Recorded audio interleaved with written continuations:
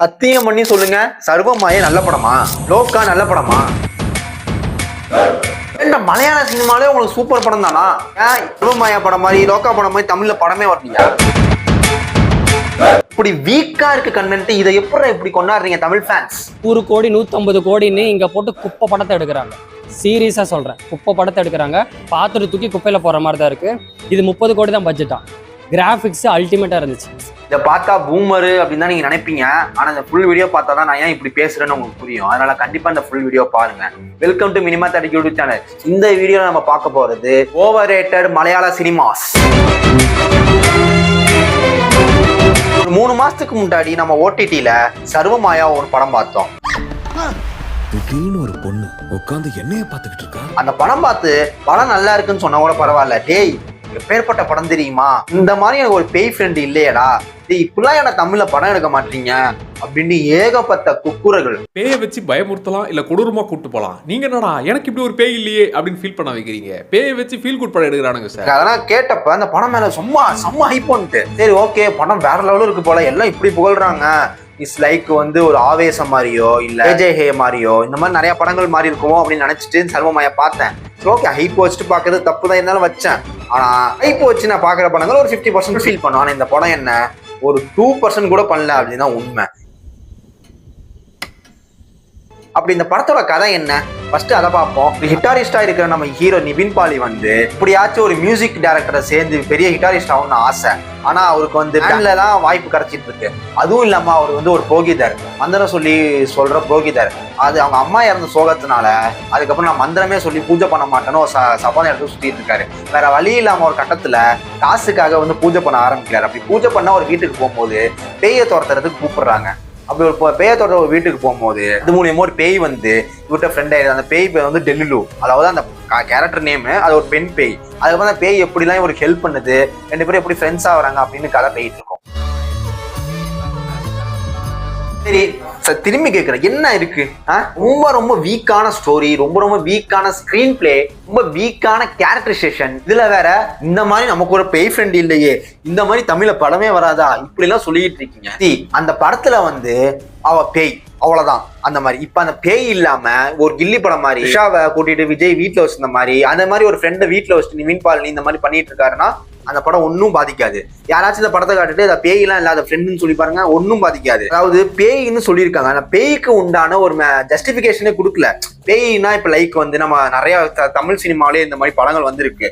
அந்த படத்தெல்லாம் நீங்க ஓட வச்சீங்களா? ஃபர்ஸ்ட் ஏன் சொல்றேன் அப்படின்னா, அரையன் 305 கடவுள் கிட்டத்தட்ட இதே கான்செப்ட் இருக்கும். அப்புறம் வந்து பஞ்சாமிர்தம்னு ஒரு படம் இருக்கும். அப்புறம் இந்த மாதிரி நிறைய சில படங்கள் இருக்கு. பட்டணத்தி பூதம் இருக்கும். அதாவது இவங்க கூட வந்து ஒரு அபூர்வ சக்தி வந்து சேரும். அதனால இவங்க வாழ்க்கை அவங்க அபூர்வ சக்தினாலே கொஞ்சம் கொஞ்சமா மாறும். ஆனா கடைசியில வந்து இவங்க அபூர்வ சக்தி உதவாது, அவங்களா ஒரு முடிவை தேடிப்பாங்க. அப்படிதான் இந்த படம் ஓடி இருக்கும். இந்த படத்துல அதே மாதிரி ஒரு பேய் வரப்போகுது அப்படின்னு சொல்லியிருக்காங்க. இந்த படத்துல அவங்க பேசி அவங்கள வந்து புரிஞ்சுக்க தான் ட்ரை பண்றாங்க. அபூர்வ நிவின் பாலி எப்படி மாத்தினாங்க, அதுக்கு இவங்க பேய்னு சொல்லாம ஒரு ஃப்ரெண்டுன்னு சொல்லியிருந்தாலும் ஒரு பிரச்சனையும் இல்லையே. அதாவது பேய்னு சொல்லிட்டாங்க, அது ஜஸ்டிபிகேஷன் கொடுத்துருக்கணும் இந்த மாதிரி ஏதாச்சும். அதுல வந்து எனக்கு வந்து பெருசா உடன்பாடு இல்லை. அதே மாதிரி அது ஏன் பேயா வந்துச்சுன்னு ஒரு கான்செப்ட் சொல்லுவாங்க பாருங்க, ரொம்ப மொக்க கான்செப்ட். எனக்கு செட் ஆகல, எனக்கு கனெக்டே ஆகல. இது ஒரு கான்செப்டா அப்படின்ற மாதிரி தோணுச்சு. அப்புறம் பேய் வந்து ஏன், அதாவது பேய் ஏன் வந்துச்சு, அப்புறம் ஏன் பேய் போச்சுன்னு ஒரு கான்செப்ட், ரொம்ப மொக்க கான்செப்ட். வேற ஏதாச்சும் நல்ல விஷயமா ஏதாச்சும் வச்சுருந்தேன். இது ஒரு கான்செப்ட் ஆடாடே, இதனால என்னடா வரப்போகுது அப்படிங்கிற மாதிரி எனக்கு இருந்தது. Music is my only love. மண்ணாங்காட்டி இந்த மாதிரி படம் வந்து தமிழ்ல வந்து மாஸ்னு ஒரு படம் வந்திருக்கு. இந்த மாதிரி இந்த கான்செப்ட் பேய் வந்து கண்ணுக்கு தெரியும். அந்த மாஸ்ல வந்து அதாவது இந்த ஹீரோவுக்கும் அந்த பேய்க்கும் ஒரு கனெக்டிவிட்டி ஏற்படுறதுக்கு இந்த ஹீரோ தான் இந்த பேயா ஆனது காரணம். இவங்க ஆக்சிடென்ட் பண்ணி இந்த பொண்ணை சாவடிச்சாங்க. இந்த படத்துல ஹீரோவுக்கும் ஹீரோயினுக்கும் ஏதாச்சும் ஒரு கனெக்டிவிட்டி காட்டியிருக்கலாம். இன்னொரு பர்சனல் லைக் அந்த காரை வந்து இடிச்சாங்களே, அது யாருன்னு இந்த படத்துல காட்டியிருக்க மாட்டோம். ஓகே தேவையில்லாதனே வச்சுக்கணும். அட்லீஸ்ட் அது நிவி இடிச்சது அதாவது ஒரு மன காட்டியிருக்கலாம் என்னோட இதுல. இதுவே இந்த படமே வந்து தமிழ்ல எடுத்திருந்தா இதே படத்தை தமிழ்ல லாஜிக்கே இல்லை, அதெல்லாம் எப்படி வரும் இந்த மாதிரி நிறைய கேள்வி கேட்பாங்க. ஏன் அப்படி சொல்றேன்னா, இந்த மாதிரி நிறைய படங்கள் தமிழ்ல வந்திருக்கு, அந்த படம் ஃபிளாப் ஆயிருக்கு. ஓகே அதெல்லாம் அப்போ வந்த படம் அப்படின்னு சொல்றீங்க. லைக் பஞ்சாமிர்தம், அரையன் 305 கடவுள், இந்த படம்லாம் வந்து கிட்டத்தட்ட இந்த கான்செப்ட் தான் இருக்கும். ஆனா இந்த படம் 2 படமே பெரிய ஃபிளாப் ஆயிடுச்சு. ஆனா படம் அவ்வளவு இன்ட்ரெஸ்டிங்கா இருக்கும், அவ்வளவு சூப்பரா இருக்கும். ஆனா இந்த படம் ரொம்ப இன்ட்ரெஸ்டிங்கா இல்ல, ரொம்ப பூர் ஸ்கிரீன் பிளே. இவங்க வந்து மலையாளம் ஃபீல் குட்டா எடுப்பானா, அப்ப எதுக்கு அந்த ஃபைட்டு? அந்த ஃபைட் வந்து ஒரு கமர்ஷியலுக்காக வைக்கிறீங்க. ஃபீல் குட்னா ஃபீல் குட்டா போகணும். அந்த ஃபைட் ஒரு கமர்ஷியலுக்காக வைக்கிறீங்க. அப்ப இது எப்படி ஃபீல் குட் ஆகும்?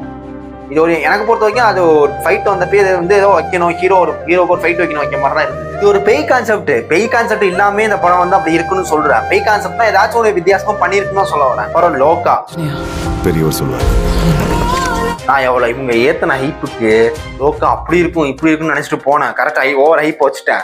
என்னையா அது, இந்த மாதிரி படமே வந்தது கிடையாது தமிழ் சினிமால, உலக சினிமால படமே வந்தது இல்லையா நான் கேட்கிறேன். ரொம்ப அதுவும் கதை கூட நடக்கிறத தான் சொல்றேன். ஆனா பூர் ஸ்கிரீன் பிளே, செகண்ட் ஹாஃப் ஃபுல்லா சண்டை சுட்டுக்கினே இருக்காங்க. என்ன எனக்கு முடியல உண்மையிலேயே. எல்லாரும் மலையாள சினிமா தமிழ் சினிமாக்கு எடுத்துச்சுன்னு இந்த படத்தை பார்த்தா தெரிஞ்சுக்கிட்டேன். தேவையில்லாத கேமியோஸ் தமிழ் சினிமால விக்ரம், ஜெயிலரு, கூலி இந்த படத்துல வர மாதிரி கேமியோஸ் வராங்க. ஏன் வராங்க, எதுக்கு வராங்கன்னு தெரியல. வராங்க எல்லாம் நான் தியேட்டர்ல கை தட்டுறாங்க, அப்புறம் போயிடுறாங்க. மேபி செகண்ட் ஹாஃப்ல லீட் எடுக்கும் அப்படின்னு சொல்றாங்க. அதெல்லாம் ஓகே, கேமியோ ரோல் போட்டு எடுக்கிறேன் அப்படின்னு சொல்லிட்டு இத்தனை பேர்த்த வேஸ்ட் பண்ணியிருக்காங்க. இவங்களை பார்த்து அவங்களும் கெட்டு போனாங்க பாருங்க. இருந்தாலும் வந்து நல்ல ஒரு ஃபுல் ஸ்கிரீன் பிளேவா இருந்தது.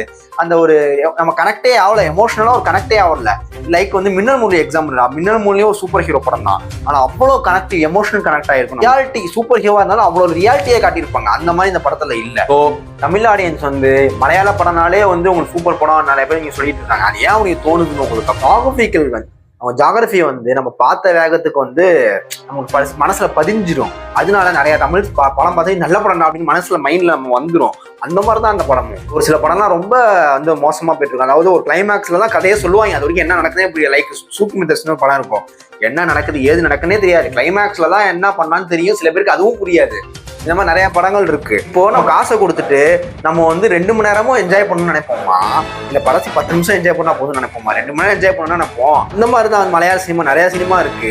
நல்ல படங்கள் நிறைய பெரும்பாலான படங்கள், சூப்பரான படங்கள், யதார்த்தமான படங்கள் இருக்கு. அதை கொண்டாடுறது தப்பே இல்லை. இந்த மாதிரி மலையாள சினிமாலும் சூப்பர் படம்னா அப்படின்ட்டு இங்க ஓவர் ரேட் பண்றது தப்புங்கிற. அங்கேயும் மொக்க படங்கள் வருது. தமிழ் சினிமா கம்பேர் பண்ணும்போது மலையாள படத்துலயும் மொக்க படம் வருது.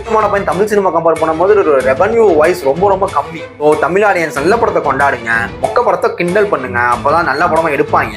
இந்த மாதிரி எந்த படம் உங்களுக்கு ஓவர் ரேட்டட் படம் அப்படின்னு தோணுது நீங்க கமெண்ட் பண்ணுங்க.